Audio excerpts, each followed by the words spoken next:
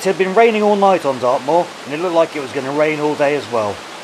The rivers were pretty swollen, it was really damp underfoot, but this wasn't going to stop the Taleblazers. No, this seemed like a better time than any to tell you about one of our favourite Dartmoor legends, the tale of Childe the Hunter. Welcome to Dartmoor! We're Taleblazers, I'm Kev. My name's Rich, and we're going to take you on a little walk to Childe's tomb. Right. Excellent, let's go!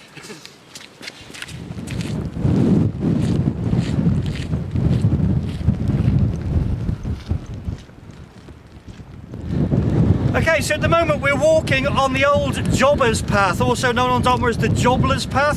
So this is one of the old wool trading routes that used to cross the moor. So back in the day, people would come backwards and forwards along this route with wool to take to market from their individual farmsteads. It's quite a nice crossroads we've got here. Princetown is that way. Because the weather's so bad, we've cheated today, but that path will go all the way back to Princetown, and there's a couple of nice places you can have a pint there.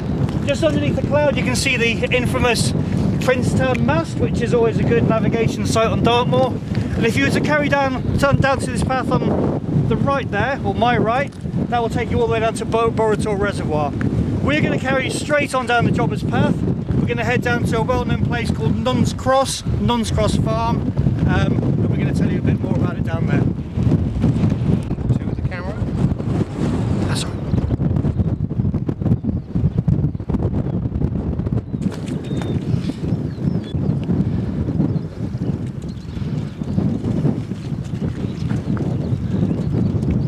Yeah, the whole herd kind of just decided that was it. We're going to move on. Protect our little baby from those two very dodgy looking men.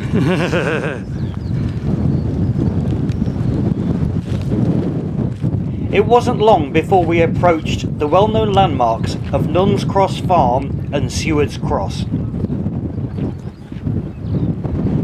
Yeah, so we are at Sewards Cross, which is obviously this cross here, which is a really well-known Dartmoor landmark, partly because just behind us is Nuns Cross Farm.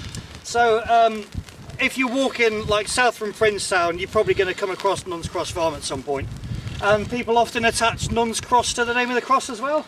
Its correct name really is Sewards Cross. Seward was a Saxon landowner, and this cross was put up as part of the boundary of his land in about 1050. Okay, so it's a really old cross, it's been here for a very long time.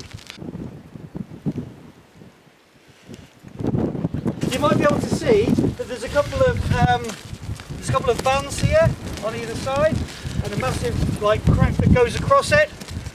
In Victorian times, a couple of farmers came up here, probably having had too much Princetown cider, and pushed the cross over, and they broke it in half, so it was kind of subsequently repaired. So yeah, Sewards Cross.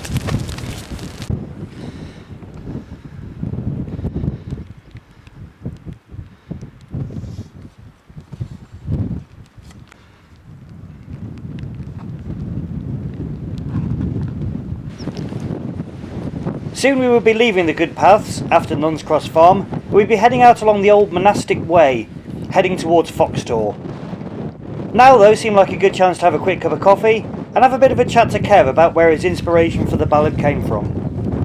Kev, can you tell us a little bit about your ballad? Well, certainly, Rich. I mean, we're very lucky down here, living in Torbay as we do, and having access to the moor and all these wonderful stories.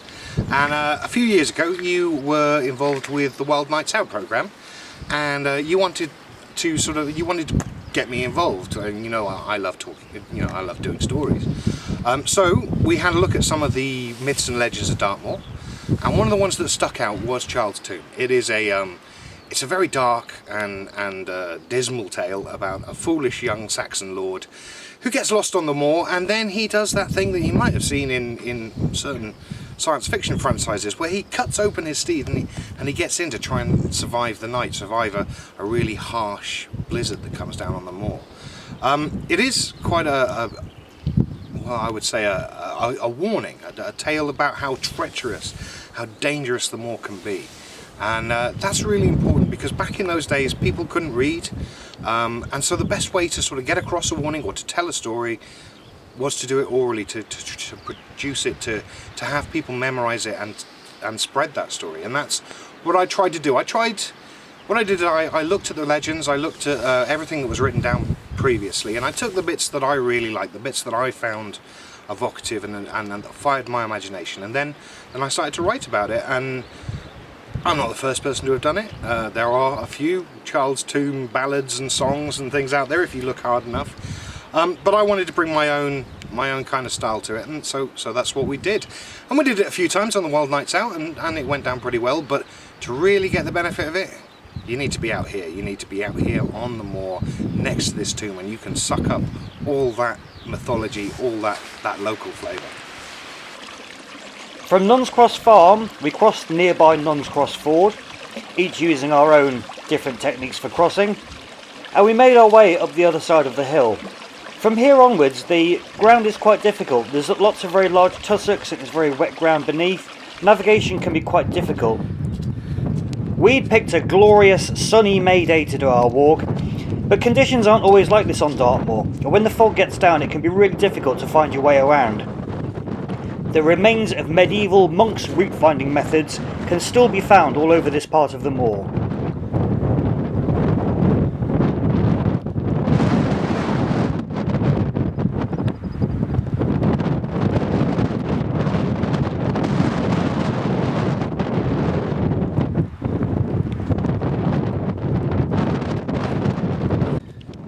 I love using Harvey maps for this kind of exploration.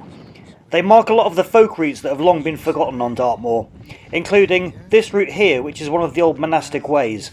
The fact that it's marked in grey dots makes it clear that I shouldn't expect to actually find a path on the ground along this route.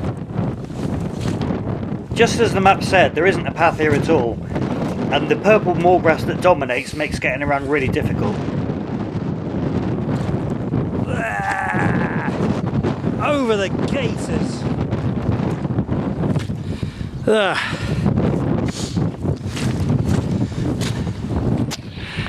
I wouldn't have liked to have been a monk walking up here in sandals and tunic and God knows what.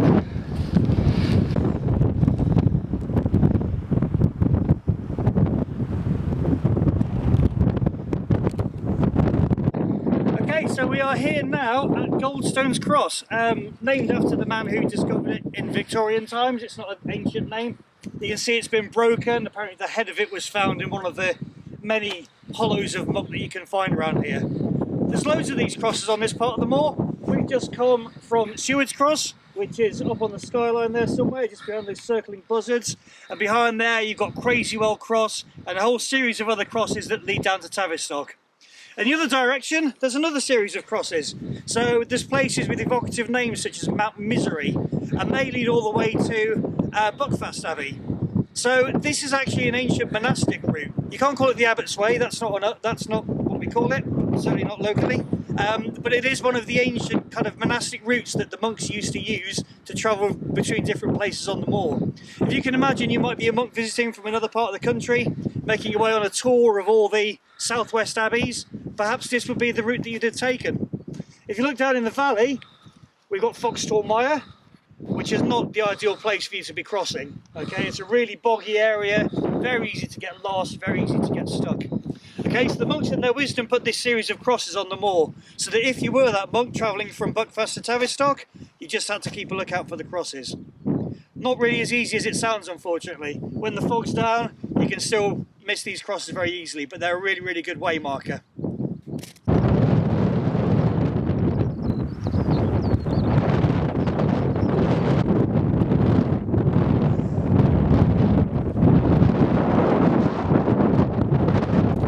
We still had some tough walking across open countryside to do, but at last it was within view. Child's Tomb.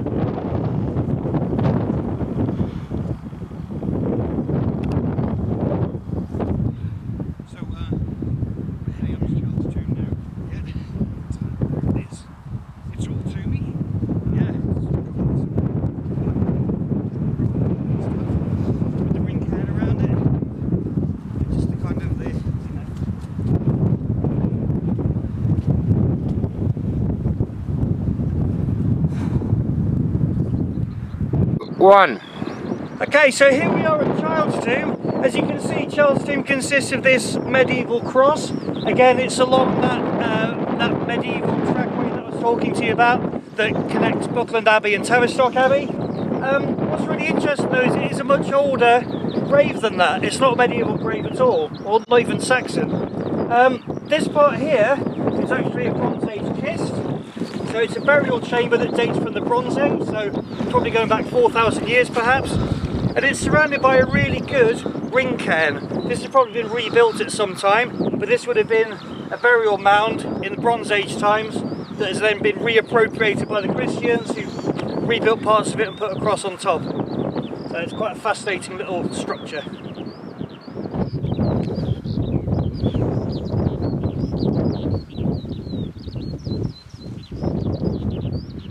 Here we are at Childe's tomb. Like Childe himself, I've come out woefully unprepared. I've got very wet feet and I'm a little bit cold. But we're going to start the tale. We'll see how far we get. But we might finish this later on down by the Tavy River. But anyway, here we go. So this is the tale of Childe the Hunter. Now this is a yarn from 1,000 years past. A tale both chilling and cheerless. About a young man who was foolish and brash, headstrong and stubborn but fearless.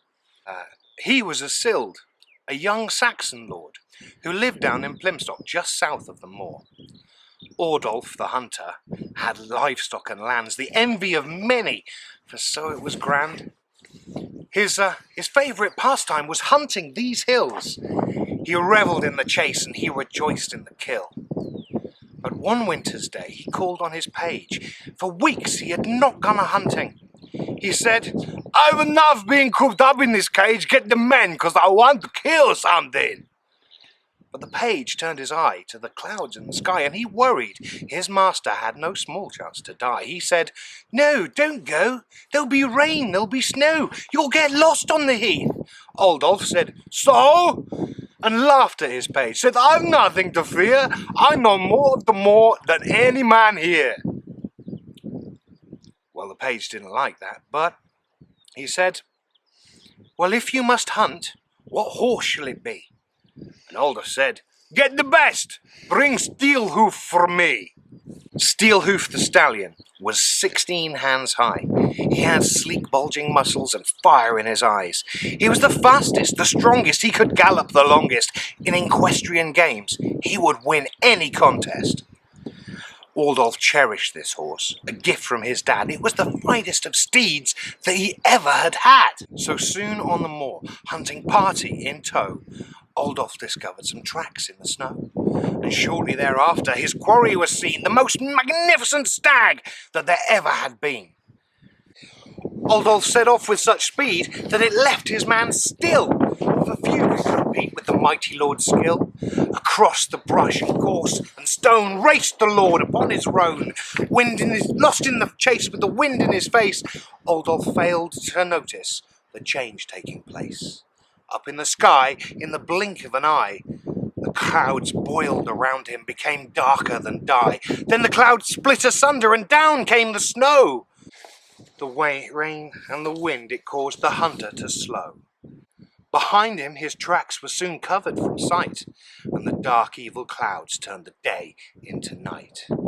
So off the lord slid from the back of his ride, and bade the stallion to sit, and lay by his side.